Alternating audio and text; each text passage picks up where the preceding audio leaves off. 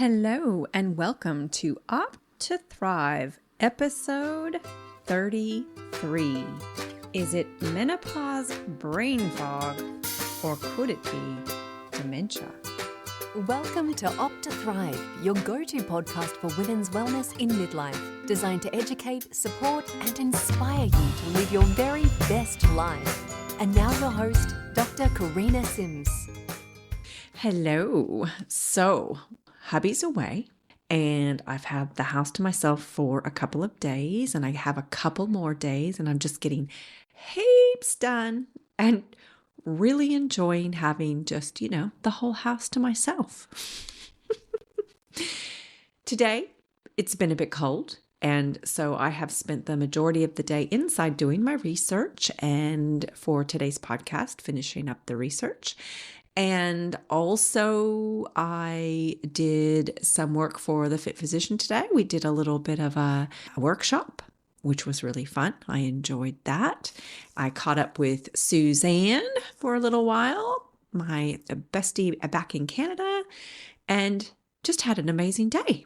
And then it's, early afternoon, and I decided to come out to the sunroom where it's been a bit cold. But it's warmed up a little in the afternoon sun and it's nice and bright out here. There's a few little gray clouds out there, but they have cleared a bit from this morning. So I've just come out here and been invigorated with this bright sunny room, my absolute favorite place on earth. So today I want to talk about dementia.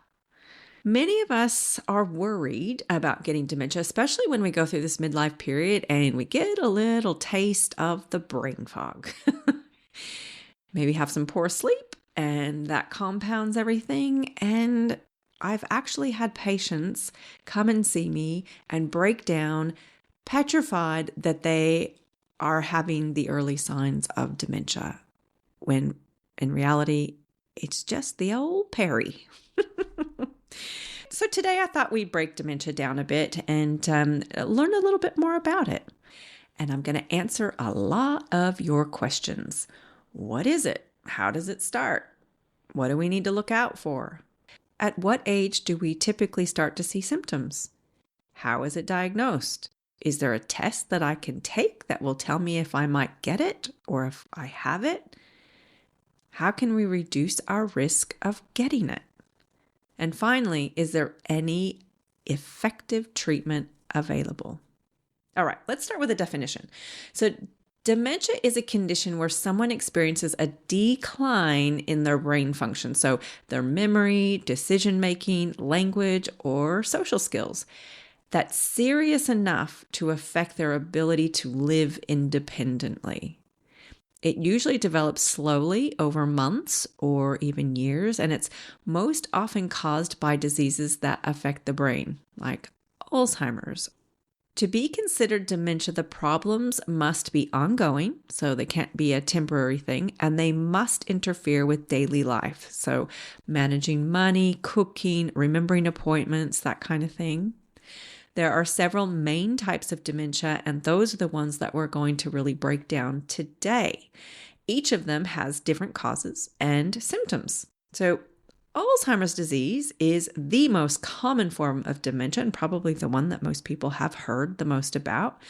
It happens when harmful proteins build up in the brain. So these sticky plaques that form between brain cells, and they have these tangled fibers forming inside of them.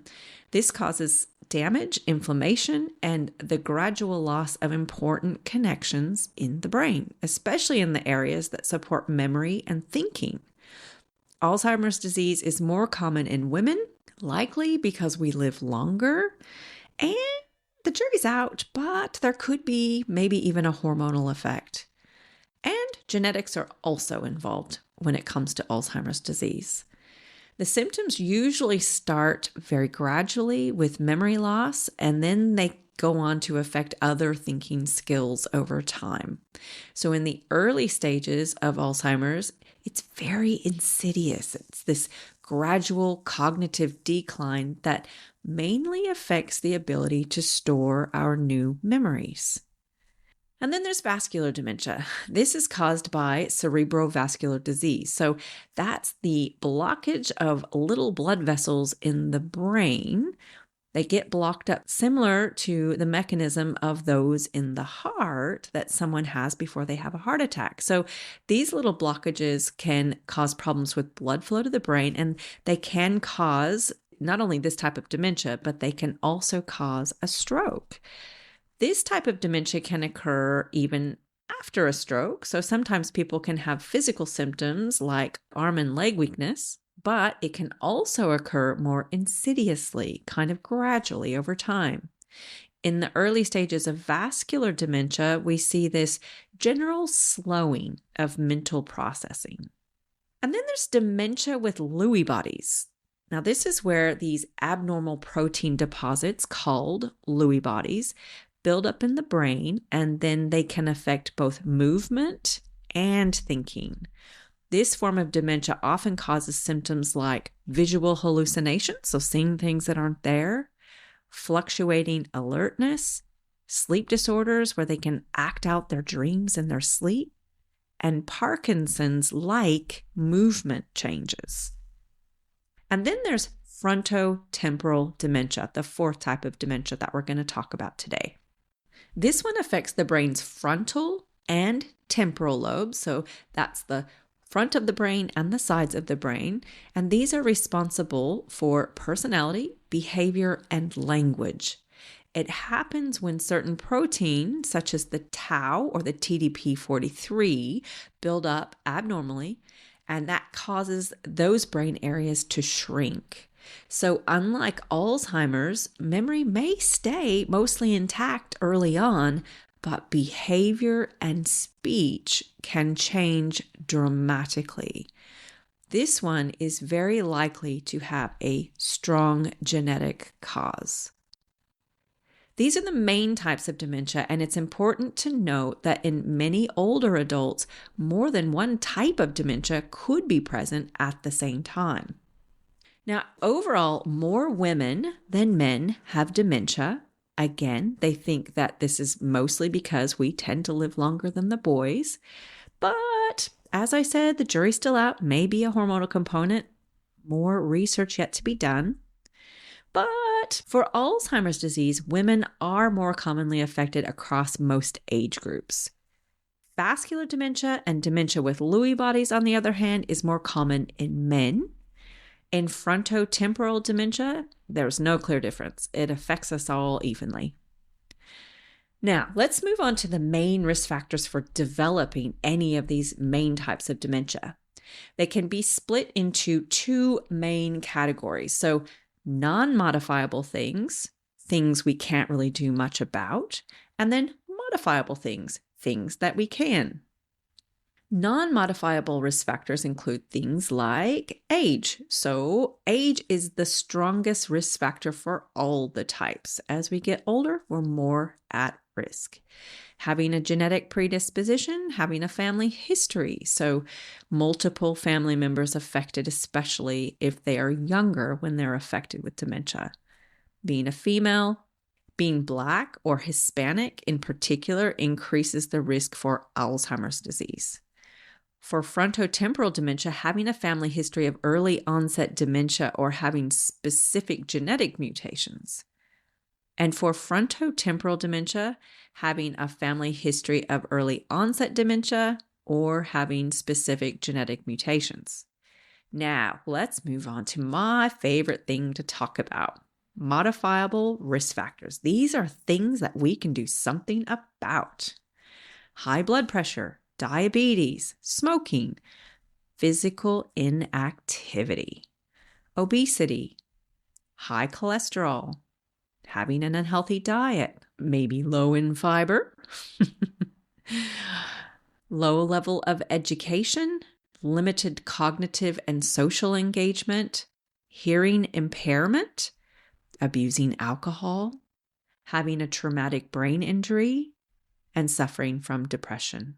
That one we probably can't do much about getting, but we can certainly treat it.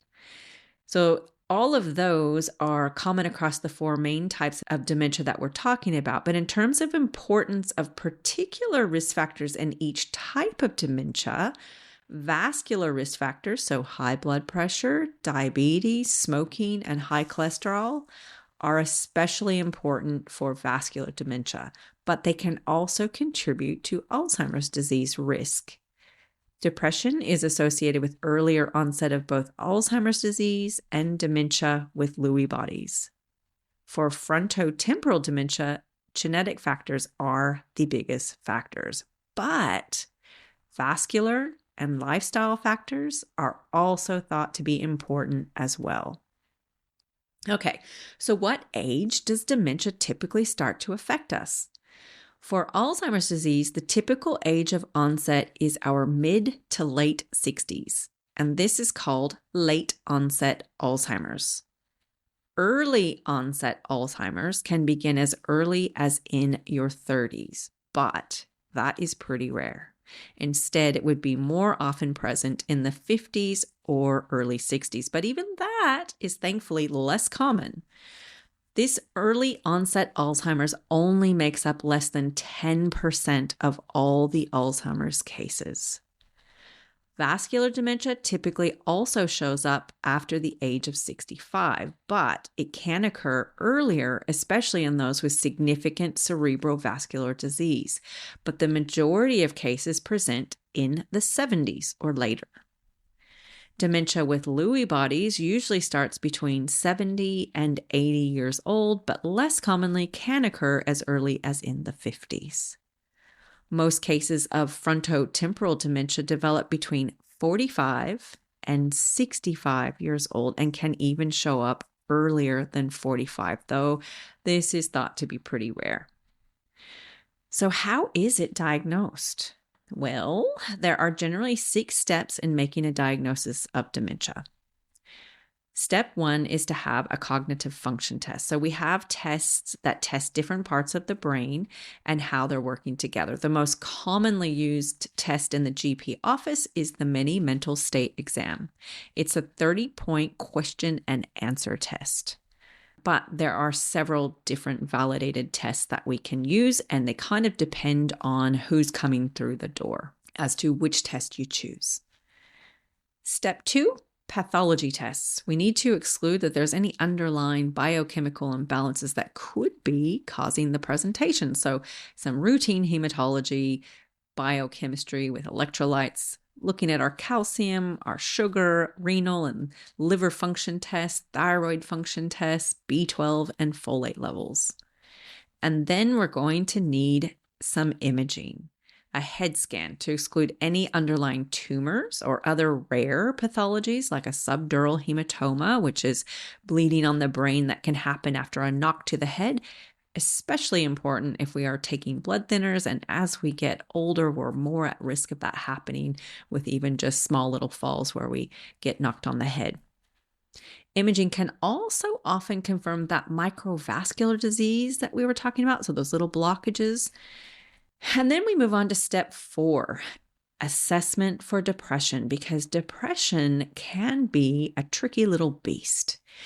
It is a common masquerade for dementia, so we need to make sure that we've separated the two, though they certainly can coexist, so we can see them together. Step 5 is to do a medication review. We need to make sure that none of the medications that the patient is taking is contributing to the cognitive issues. So common medications taken for urinary incontinence, for instance, can be a culprit. Number 6, we have to do a functional assessment. So as I talked about before, in the definition, we can't make a diagnosis of dementia unless there is interference with the person's function. So we need to take a good look at that.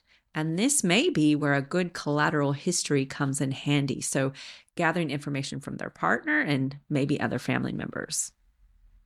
So once we've diagnosed it, how do we treat it? There are 3 main medications currently used in Australia to manage the symptoms of dementia. They all fall under the classification of acetylcholinesterase inhibitors. Say that 3 times fast.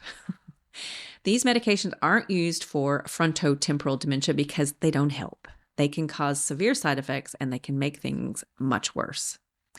But for the other three, we can use them. However, they are only available on the PBS for Alzheimer's disease, and they have to be prescribed at least initially by a specialist physician geriatrician or a psychiatrist. And in order to continue using them, there has to be evidence of clinical improvement during those first 6 months of taking them. So how well do they work? Well, at best, there is what is considered to be a modest benefit in Alzheimer's disease. So to quantify that, studies have shown an improvement in the score of that mini mental state exam we talked about. So an improvement in that score by 1/2 to 1 point over 3 to 36 months. So to put that into context, as I said before, there are 30 points on that mini mental state exam, and generally we can expect a 0.5 point to 1 point improvement. And it looks like the medication can delay disease progression by about 6 months. The effect is generally smaller with vascular dementia and dementia with Lewy bodies. Unfortunately, these medications don't change the course of the disease, because the course of the disease is a progressive decline. These medications are also associated with several adverse reactions in people with dementia, and they need to be closely monitored. So things like nausea, vomiting, diarrhea, dizziness, increased urinary incontinence and frequency, falls, muscle cramps, weight loss, loss of appetite, headache, insomnia. There have also been case reports of adverse drug withdrawal reactions, so reactions when you stop the medication, and cognition can worsen. So they shouldn't be stopped suddenly if it can be helped. And instead, there should be a gradual withdrawal and regular medical review while the medication is being ceased. Now, you've probably heard about gene testing for dementia, so you probably want to know, can gene testing be done to tell us who's going to get it? Currently, genetic testing is generally only recommended for patients with early onset dementia, or if they have a strong family history of early onset dementia. So for instance, familial Alzheimer's disease. This is a rare type of Alzheimer's disease that is passed down through families. It's caused by specific inherited gene changes that lead to the disease developing much earlier than usual. So often in a person's 40s or 50s, if someone carries one of these gene changes, they will eventually develop Alzheimer's disease. And each of their children has a 50% chance of inheriting the same change. If a child doesn't inherit it, they are not at risk and they won't pass it on to future generations. Familial Alzheimer's disease is extremely uncommon. In Australia, there are fewer than 100 people that are likely to be affected at any one time. Genetic testing is available and can show whether someone carries the gene changes that cause it, but even though this testing can confirm future risk, it can't predict exactly when symptoms will start. Usually, though, the age of onset is often similar to that of the affected parent. There's also a rare type of frontotemporal dementia that runs in families called familial frontotemporal dementia. It makes up about 10 to 15% of all frontotemporal dementia cases. In these inherited cases, changes in certain genes are passed from parent to child. If a person carries one of these gene changes, they will eventually develop frontotemporal dementia, and usually at a younger age.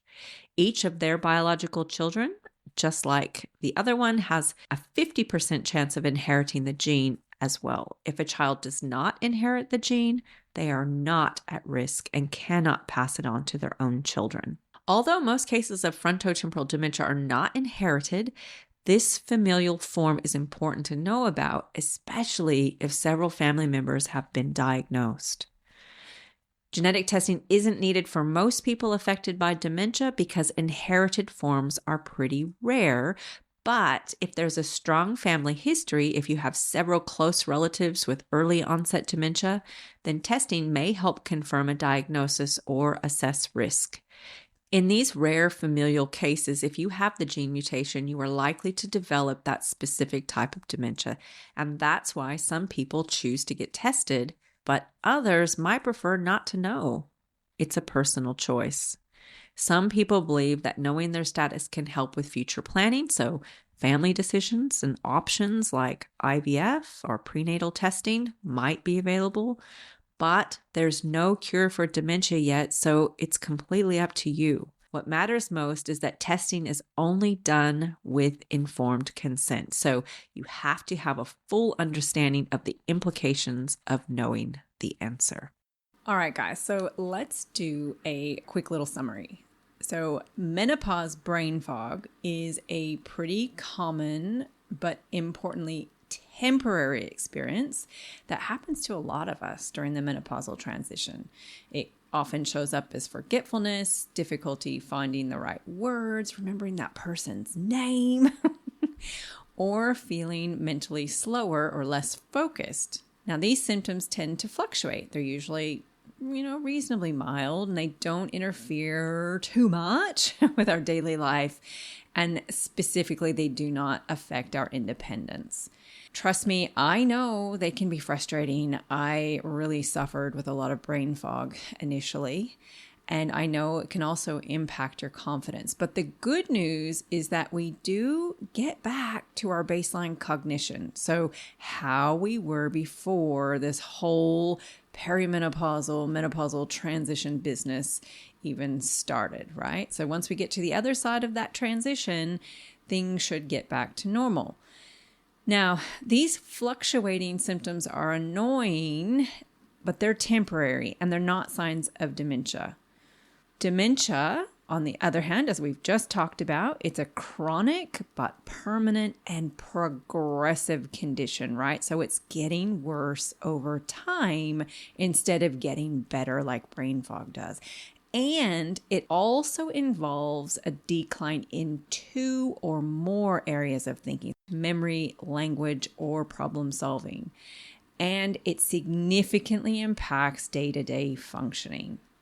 And if we were to sit down and do one of those cognitive tests like I talked about, like the mini mental state exam, with brain fog, we see that the symptoms are what we call subjective. That is your perception of what is happening. And look, it's accurate, but there's no objective finding, right? You're feeling foggy and you're struggling to remember things, but if we formally tested it, your cognition would be normal on testing. But with dementia, there are noticeable deficits on testing, right? So objective findings. Unlike brain fog, dementia is persistent, it worsens over time, and it requires clinical intervention.